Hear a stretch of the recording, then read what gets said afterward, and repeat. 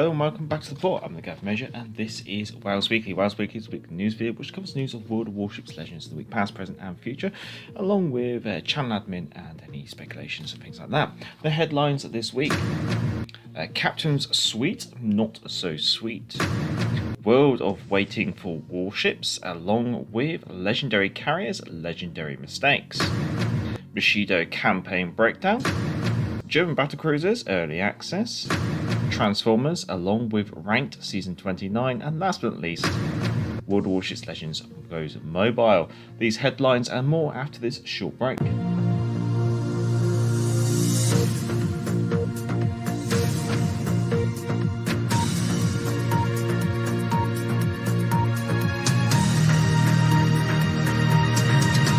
And before we crack on with those headlines, obviously if you want to have a comment or something in the news chat for next week, feel free to shout out in the chat, or if you're watching this after it's been live, there will be a pinned post down in the description.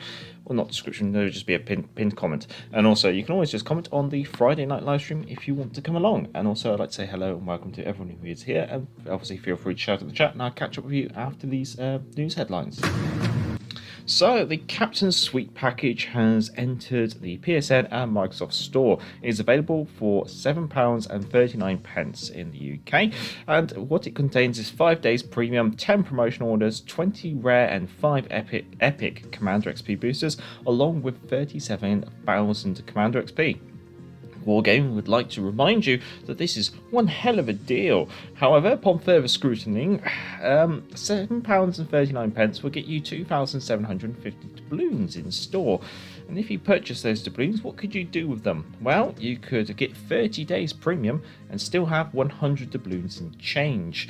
Alternatively, you could get the Amity backing for the campaign, and that would also give you 250 doubloons in change and give you a lot more rewards. So, is the Amity Suite package sweet? I wouldn't say so. I'd say it's going to leave you with a bitter taste in the back of your mouth. So, Waiting for Warships Legends. As some of you may have witnessed, during the patch day, things did not run as smoothly compared to previous patches. Server maintenance was extended an additional 2 hours, taking it from 2 hours 3 hours maintenance to 5 hours maintenance, and once the maintenance was finished, the server was plagued with connection issues for the next 30 minutes afterwards.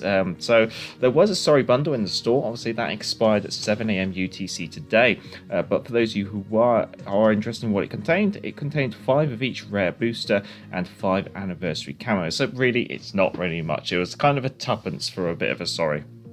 Now, as things continue, following the patch release, doubloons could not be purchased via the platform store or the game store until midday UTC of the 30th of August. So that was kind of an issue that plagued it for about a day and a half. Now on to Legendary Carriers, Legendary Mistakes. To add to the issues that Legendary CVs have with their matchmaking, being that they can only be matchmaked against Legendary CVs, and therefore, due to their limited population at the moment, means that matchmaking can take a while if you want to sit around and wait. And the alternative is play it in AI, where you make less money, have the same service cost, and experience a worse game, I guess you could say, because it's over quicker than you can really impact it. Now, they have now also, in addition to obviously this issue, they have had to remove the aircraft carrier projects for doubloons in games. As you may know, in the game, in the store, there were, upon release, 2 things to purchase for each carrier. You could to basically unlock the Bureau project. One of these was for 5,000 doubloons and the other one was for 30 million credits. Well, the issue was there was no mechanic to stop players buying multiple. So players could buy the one for 5,000 doubloons for the midway, and then they could buy the one for 30,000 credits as well. Why a player would do that, I'm not exactly sure, but what this meant was there were players who were doing this, and there was no way for Wargaming to A, stop this happening, or B, compensate them. So for the moment, they have retracted the Bureau projects for doubloons from the store, and they're expecting to bring them back in the next few days. However, they are still available for credits in the meantime. Furthermore, talking about the legendary CVs, there is a current bug with the bureau projects for them. Segment 5 and Segment 9 is bugged, where you only need 100k research points to finish them. So pretty much you just need to do one thing and it's done. Yeah, at the moment, the bureau projects for the legendary CVs is... wait, I've got you. Is bugged. There we go. Bushido campaign breakdown, link to the full-blown blog post is down in the description if you want to check it out yourself. But also the Bushido campaign rewards you with a tier 8 Japanese battleship Musashi as the end reward if you have amateur backing active, and really personally I'm not too much of a fan, but other people's opinions may vary. Now, the campaign summary is obviously it's 100 milestones over 5 weeks with a catch-up mechanic enabled, which is quite interesting. Upon earning 2,475 renown and with an active amateur backing, you will receive the Japanese Tier 8 battleship Musashi. Endurance trials are Tier 3 to Legendary tier and can be completed in both standard and AI battles. Shakedown trials are Tier 4 to Legendary tier and can be completed in standard battles. Heroic effort missions are Tier 5 to Legendary and can be completed in standard battles only. So basically, it's only endurance trials that can be completed in AI battles, AI and standard, I should say. So the weekly havoc is obviously consisting of weekly endurance trials and shakedowns trials, and we've already kind of covered what they must be completed. And upon completing all shakedown and endurance trials for each week, you will be rewarded a bonus amount of renown, which is a total of 100, and therefore finishing each week with the bonus renown included will reward you 500 renown, meaning that in total there are 2,500 renown available from the endurance trials and the shakedown trials. Which is fair enough. Now, there's also an additional mission called Heroic Effort, which is repeating each week and must be completed in standard battle. Wow, we've already covered that, I do apologise. Completing all the Heroic Effort missions each week will reward you a bonus of 25 renown. You can earn 125 renown from the Heroic Effort missions each week, and that includes the bonus renown. You will earn a total of 625 renown if you complete all 5 weeks of it. Therefore, in order to complete the campaign, like we said, you need 2,475. If you do the weekly missions, you'll get 2,500. If you also do all the heroic effort missions, you'll get 3,125. So there is plenty of wiggle room and a catch-up mechanic in order to complete this campaign. Now on to endless trials. So obviously the typical thing with these campaigns is the endless trials, as per all the previous campaigns. This will allow you to earn a total of 250 steel badges per week by completing the daily and weekly endless trials. If you buy out the campaign on day 1, you'll be able to earn the usual 1,250 steel badges by completing all the endless trials. Note, 25 renown is required for each milestone, which will only reward you 5 steel badges. Now, the daily trials repeating each day must be completed in standard battles or versus AI battles from tier 3 to legendary, and it's basically just earn XP as per always. The weekly trials are repeating each week and must be completed in standard or battles versus AI in tier 3 to legendary as well. So it's quite inclusive, I guess you could say. It's all very easily done. Now the Kutsov has returned. She's a bit of an old campaign ship, and honestly I'm not surprised that she's come back for Global XP, because she's not super strong, but she's not terrible either. She's not my cup of tea, I'll have to give it that though. Now she is available for 750,000 Global XP, and the things that they kind of shout out about is that she's got great ballistics apparently, but I guess she's Russian. She's got solid fire starting chances. She is a HE spammer, let's be completely honest there, and she also has a smoke generator, which the smoke generator is quite unique for the Kutsov now, or for a Russian cruise I should say. And I think one thing I'd like to add on to it, having played it very recently on the Monday live stream, first look post patch, is that the Kutsov also has quite a good anti-aircraft capability. On to Collector's Edition. Obviously, we've just got the Wichita here because we haven't got an image for Collector's Edition, I guess you could say. But we have a little bit more information regarding Collector's Edition ships. As you may know, the I've got to get used to this view. The Wichita, there we go, has returned to the store for 17,500 doubloons, but she is a nerfed version of the campaign ship, which happened. Well, she came 2 years ago, I want to say. Now, the owners of the original campaign ship, or basically the Wichita, before this update, will have their Wichita updated to Wichita CE, standing for Collector's Edition, and the ship will obviously retain its original stats. So basically, there's now 2 Wichitas in the game with ever so slightly different stats.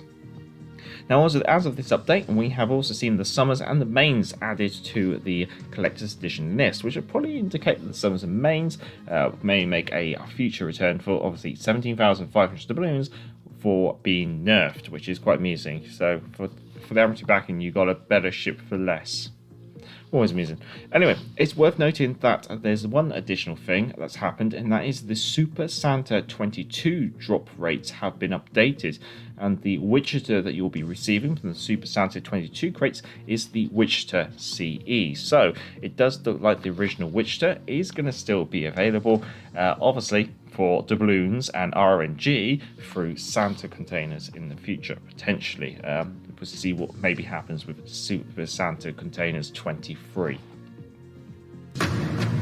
Now, we've had the Brawl stats come out for Brawl Seasons 1, 2, and 3, and to be honest, the stats don't make for the most interesting read.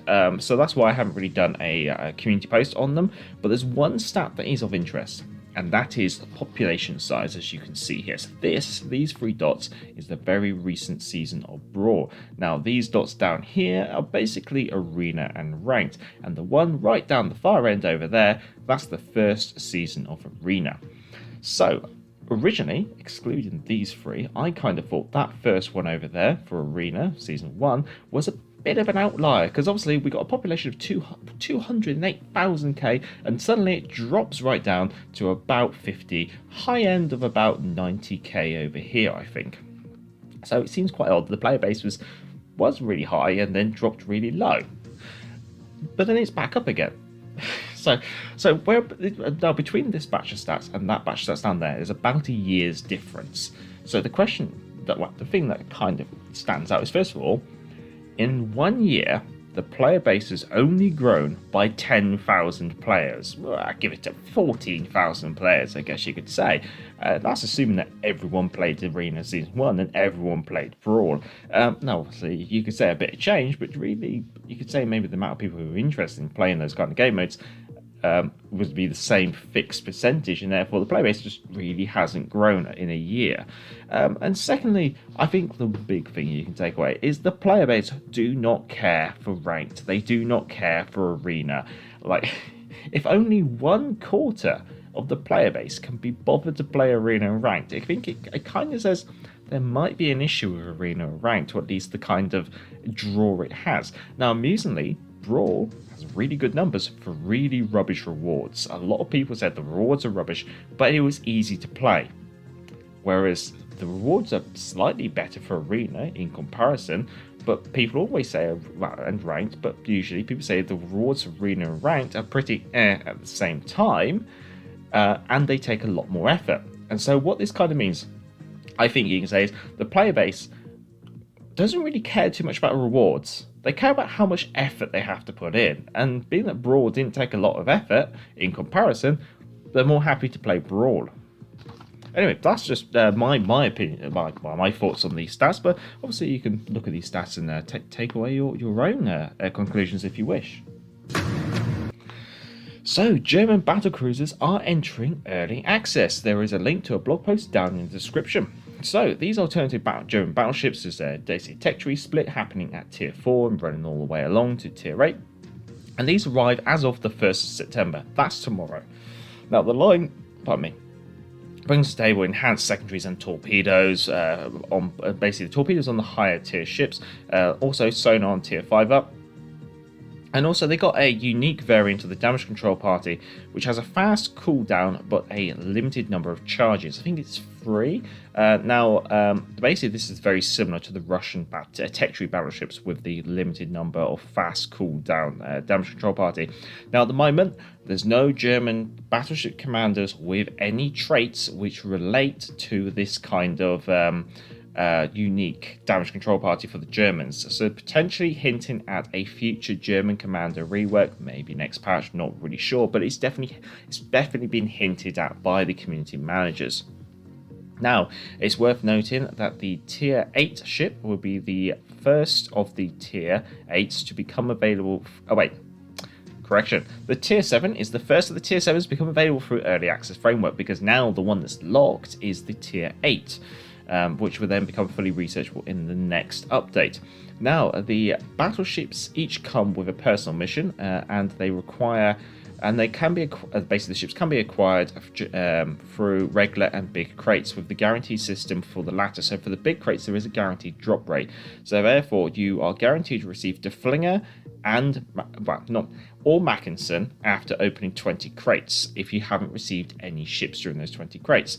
Prince Heinrich for 30 crates if you don't receive any ships in those 30 crates, and 40 containers for the Tier 7 Zeton. So obviously this is the guaranteed drop rate, where if you don't get a ship in a container and you get to number 20, you'll either get Deflinger or Mackinson. If you already own Deflinger or Mackinson, you'll keep going to box number 30. And if you don't get a ship, then you'll get the Prince Heinrich. And then it continues, if so on and so forth. So basically, in order to get all of the ships, you are looking at guaranteed, you're looking at having to require to open 110 German big crates. And I don't know how much they're going to cost, but I'm sure they're going to cost you about 750 doubloons. And you know that I want to let me do the math very quickly. Let's say 750 doubloons times by, it should be very simple maths, but I've had a long day. 82,500 doubloons. That's disgusting. Don't do it. Don't do it, chaps. Whatever you do, just don't do it. I do not advise it. Anyway, besides these ships, there also will be other in-game goods, such as commander progression items, and there's also going to be the Tier 5 German premium battle cruiser, the Prince Eichel Friedrich. Anyway, talking about these containers, let's have a look at those drop rates. So here we are. These are the basic container drop rates. Now what I've done is I've got the German containers, which are over on the far side, and then I've got two recent early accesses. We've got the Pan-European and the Italians, and then we've got a very old, way back at the start, early access, which is the Soviet cruisers. And the reason being is I wanted to compare the stats. Let me just move my web camera a little bit. Just levitate over a bit. There we go.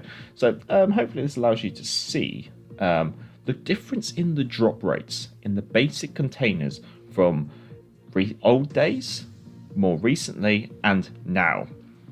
And so the basic containers, the Deflinger has a 5% drop rate, the Mackinson has a 2.5% drop rate, the Prince Heinrich has a 0.02% drop rate, and the Zeton has a 0.01% drop rate. Now each early access ship comes with a personal mission which will reward you doubloons and commander progression items. These missions will be available, so obviously once you get these ships for the early access, these missions will be available until December the 12th, 2022. Now if you already own a ship that has from the drop rate, basically if you already own one of the ships, then that ship will be removed from the possible rewards. Drop rates are slightly better than recent early access ships, in my opinion, so comparing it to the Pan-European and the Italian battleships, but it's no way as good as back in the heyday, like the Soviet cruisers. So yeah, they've kind of wound back on the basically the chance rates from the good old days, but it's definitely a bit better than the recent campaigns, I guess you could say. So now here we have the big crates. Now I've done exactly the same. So we've got Germans over there, then we've got the Pan-European and Italians, quite recent early accesses, and then we've got the Soviet cruisers, very old, back in the day. Now this one's slightly more interesting, but we'll go over the drop rates first. Deflinger's got a 10%, Mackinson's 5%, Prince Heinrich 2%, and the Zeton has a 1%.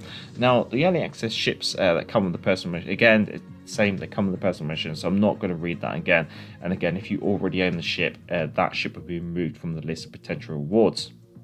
Now, the drop rates actually seem to be pretty normal. I think this is one thing they've done, is they've kept the drop rates quite similar from the old days to the more recent days. So they're not too bad. In fact, I think maybe the recent German container has slightly better drop rates for the higher tier ships, which is quite interesting.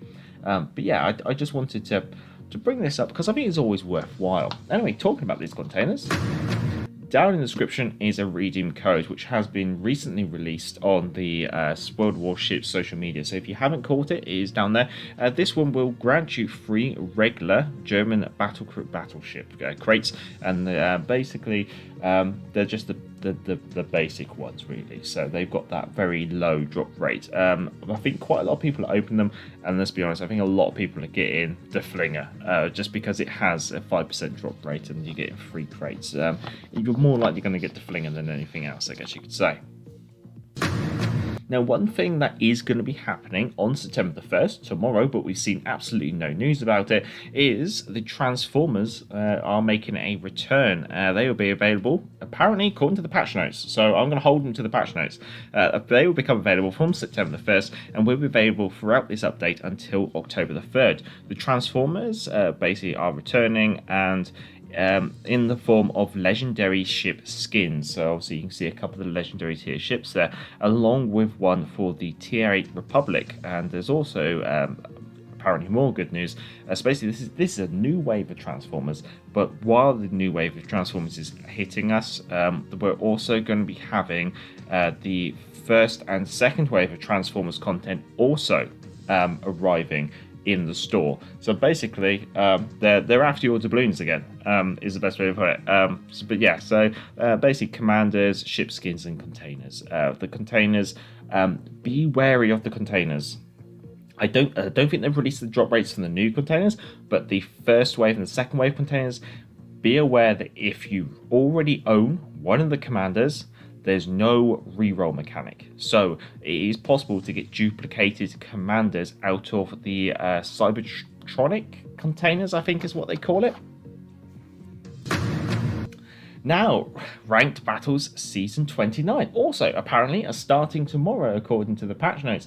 And I'm going to give Wargaming a chance here. I'm going to have a quick refresh of their blog. No, nothing. So apparently today was the day that a blog post was going to come out regarding Ranked Season 29, or Ranked in general, and we haven't got one as yet. And I think Wargaming have gone home for the day because they're based in Prague, so I'm not really sure if we will see one today or whether it just gets shunted out in the morning. So I'm just going to go for a wild stab in the dark with this. I'm going to say that Ranked's going to start at 7 AM UTC tomorrow morning, and the blog post will probably hit us about 11 AM UTC, give or take. Anyway, we do have some limited information, and that's basically that Ranked will be 4v4 with no carriers and only one destroyer per team. We're not sure on division size, so I don't know, maybe it could be 2-player divisions again. To be honest, this is Wargaming, and I kind of suspect but they haven't even. They might even not even allow divisions. I hope they do allow divisions, but we don't know. Anyway, prizes include, as you can kind of see vaguely, steel, commander progression items, and more. There's Days Premium, and it looks like it's quite a short sprint, but we haven't got any values, and I think, wow, I guess this is Wargame, isn't it? We've kind of got used to this kind of stuff. Wait and see tomorrow, I guess. Anyway, last but not least, World of Warships Legends goes my bar. So I'm bringing this up because it happens before next week's WoWs Weekly, so it's more of a heads up. But basically on September the 5th, World of Warships Legends will become available for players in Canada and in the Philippines via mobile devices. Accessing the game from mobile will allow you to use almost the entire list of features that the console provides, except aircraft carriers. Typical.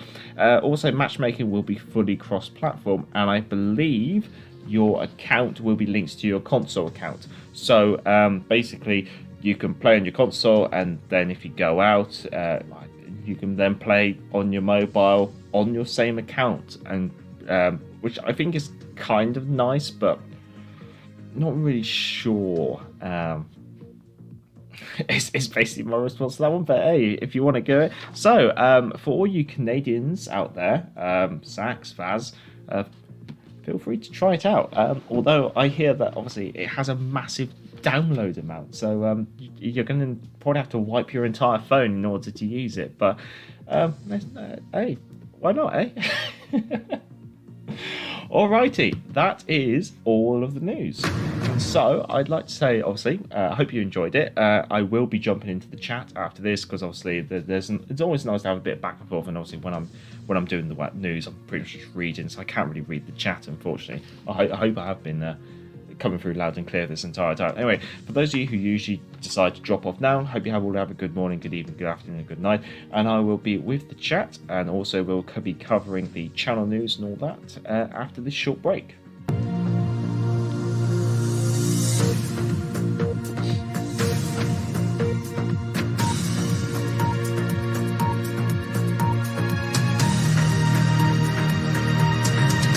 Oh, I love it. I'm just seeing Sax's comment in the chat there. No thanks. I don't blame you. I mean, that's my position on it as well. No thanks. I want to sit down and relax. I don't want to keep gaming while I'm at work and stuff like that. Anyway, I should say that feel free to give the stream a thumbs up if you can. And I'm going to quickly scroll all the way back in the chat, and I'd like to say hello and I'll probably do the hellos and thank yous and obviously read that as we go through. But also, hello Amber Crib, hello Jeff Dave as well, hello Salty Sax. Hello Randy Chang as well, good to see you. Oh, pardon me. Amber Crib, this update is in its whole is a big wait. There we go. This sums up this update, I guess you could say, Criv. This update is a big bug with Mishashi in the lead. Yes, very true. Hello, Doug35. Good to see you. Solid Sax, carrier players buying the same carrier twice shows how smart carrier players are. Sorry, carrier players. Oh, that's a bit below the belt, Sax. I'm a Criv, and after they asked how much they get for them when they sell it, hint you can't sell them. Yeah, I did see that Discord post. Someone asking how much do you get if you sell your legendary tier ship? Nothing. you can't sell them. I'm sorry. Doug, best would have been not to buy it at all. Yeah, very true. Ryan Chang makes you wonder what percentage of wargaming revenue is accidental button presses.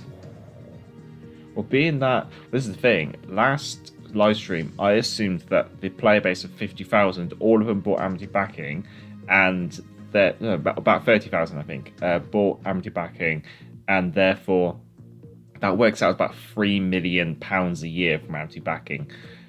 The player numbers are higher.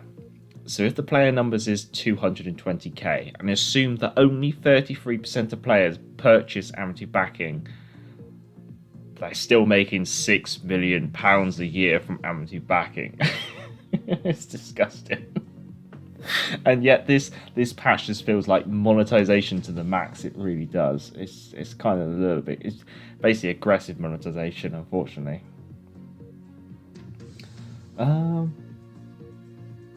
I'm a Crib. Kutsov was nice without legendary tier after she was power crept, that's very true, and now she's usable again due to tier 8 doesn't put down much on the table. Yeah, very true. Like tier 8, there's not many of them around, therefore matchmaking doesn't really get dragged tier 7s up at the moment. It seems like tier 7s end up matched against tier 6s more often than not.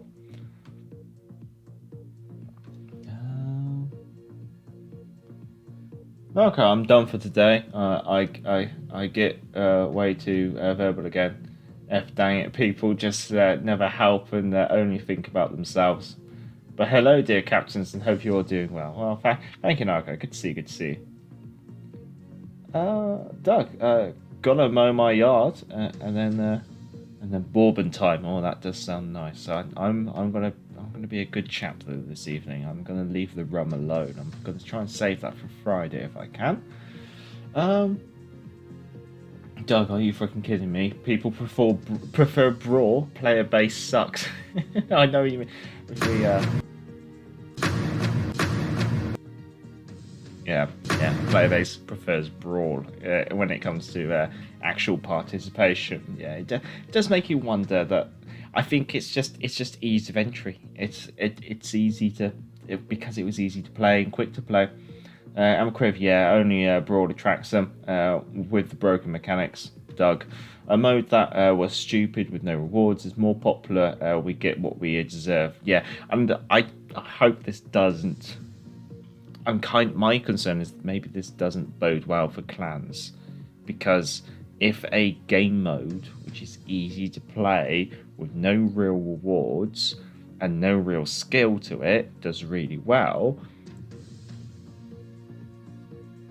does that mean that Wargaming is going to go, oh look, we can get players to play? We don't need things that require skill, like arena or ranked or potentially clan battles and things like that. That's what kind of scares me. Is like, is the player base really only 50% of 50? I don't know. Let's say basically half the player base is actually got reasonable amount of skill, and then the rest of it's just casual players potentially. Doug, a mode that was, I think I read that one. You can guarantee Wargaming's looking at those stats. Yeah. Action Pumper, hello. I don't think we have enough Brawl data yet. Well, they've released the 3 seasons in the player base. It'd be interesting to see how these numbers continue to pan out. Do we see it drop right down again for maybe Arena or Ranked, and then go back up again if they bring Brawl back? I think at the moment it's a continuing data thing that we are collecting. Okay, I just want Mackinson and Prince Rupert. The Flinger also is kind of cool on PC. Yeah, I managed to pick up the Flinger out the free number 3 crates from the redeem code, and hint, that is also down in the description if you have not claimed it as yet. Criv, Wargaming will now milk those Brawl players as much as possible. Please come back bundle. Oh yeah, I bet.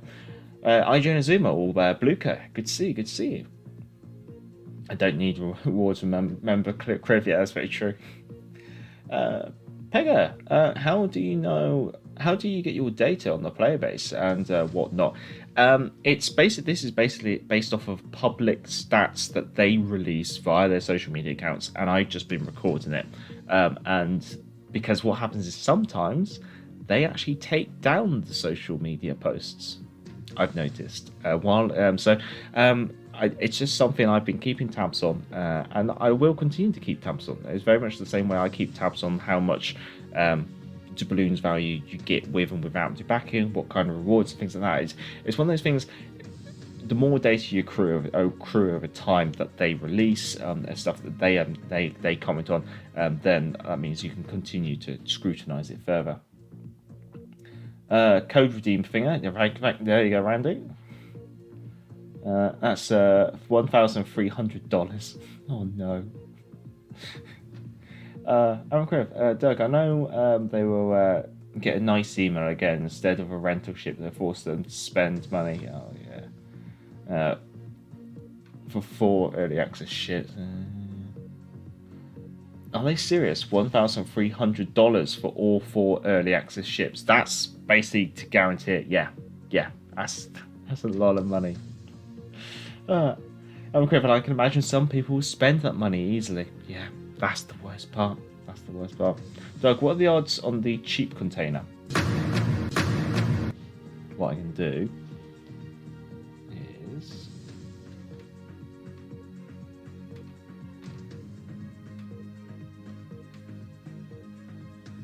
There you go. I did cover it, but I'll bring it up there for you, Doug, if you need it.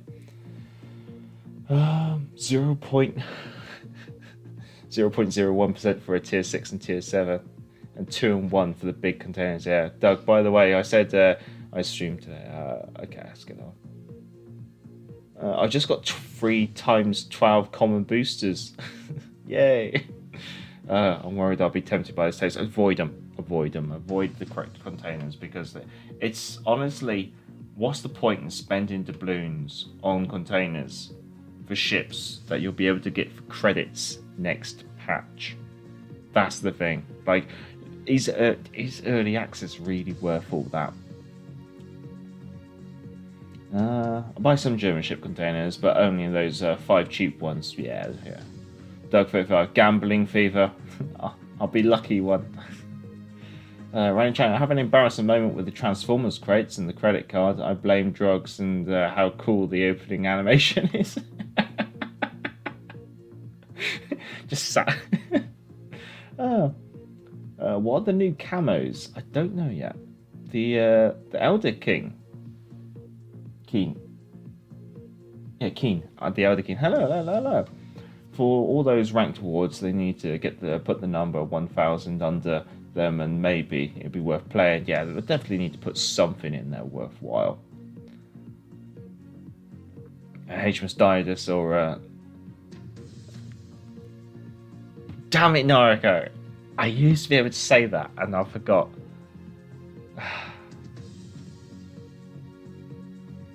I can't remember.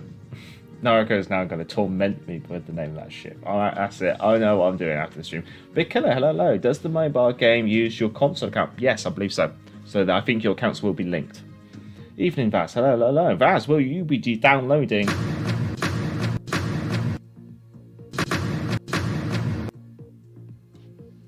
No, this one. World of Warships Legends on mobile. Because it is going to be available for Canada, sir. So potentially you could look into it. Oh god, this update is full of people who have not to swear in there, and they should stop playing. The Elder King, have they ever released player numbers? They've never released full player numbers. They've only ever released participation in events. They've never ever released player-based numbers or numbers of players playing standard. They keep their cards very close to their chest. So really, sometimes we have to just extrapolate what they do tell us, and we have to trust in what they tell us. Because this is the thing with wargaming, what they tell us is that the whole picture. Because this is the thing, it's their stats. They can almost just make it up if they wanted. So that's the scary thing. I don't think I have the heart to say laugh out loud clans never coming. Not by me.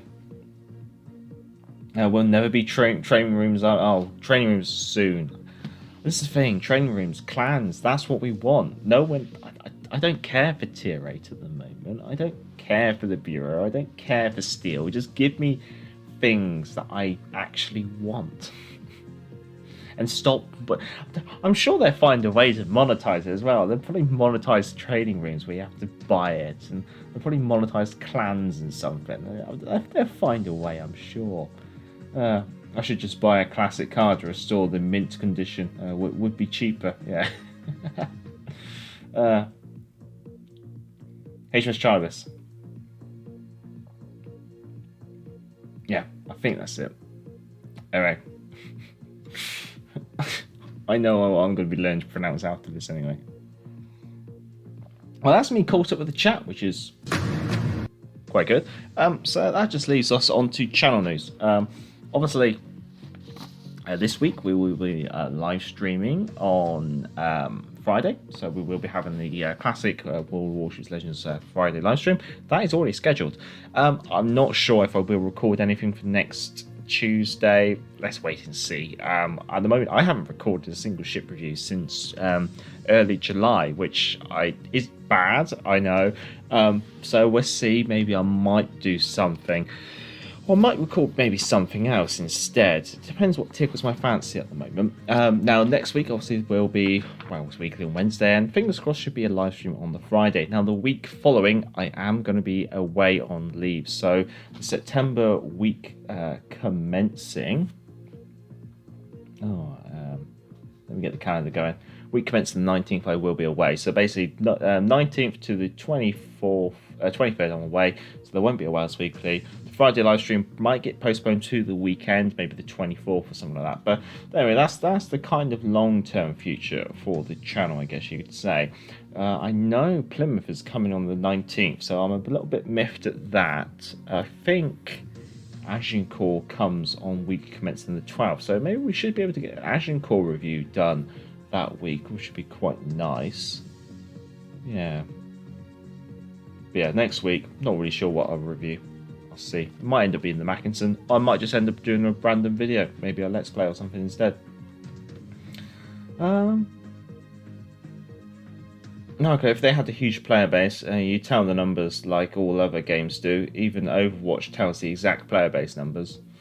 Dark Wargaming lies. They will dangle clans and rooms forever and won't go. Big Colour, hello. I bet you would care for tier 8 if they had British ships. Damn right. You got me. But I'll do this. I am sat on enough global XP and enough credits to get them, I guess you could say. Actually, remember, someone on Reddit made the point that if we had to pay for bureau projects, then we should be able to view the ship's stats. Can we not? I thought we could. Everyone just waits now for the rest of the tier 8 ships. The first wave wasn't really a big punch. Wasn't really a big punch. Yeah, Doug, 500 balloons for each in training rooms used. God, this thing you can almost imagine it. Okay, Major, you're available for this week for a season of Lane this evening. I'll have to see because I am. I'll have to see. I'll be in touch maybe. Doug 35. I'm finally enjoying tier 7 again. Tier 8 can wait. Yeah, that's true. The tier 8, the only thing tier 8's done is made tier 7 enjoyable again. Especially now after this patch. Doug, line's really nice. Yeah, no, line's nice. No, it was. Good evening, sir. I think we're all done. I hope you have enjoyed this news. That's been a very long news bulletin, but it's been a lot of news. And obviously, it's been a very busy chat. I hope you all enjoyed the news and all caught up. And if you can, give it a thumbs up. And obviously, if you like this kind of content, feel free to subscribe. I'll see you on Friday. So have a good morning, a good evening, a good afternoon, and a good night wherever you are in the world. Stay safe, stay well. And until next time, I'm the Gareth Major. And back to the port.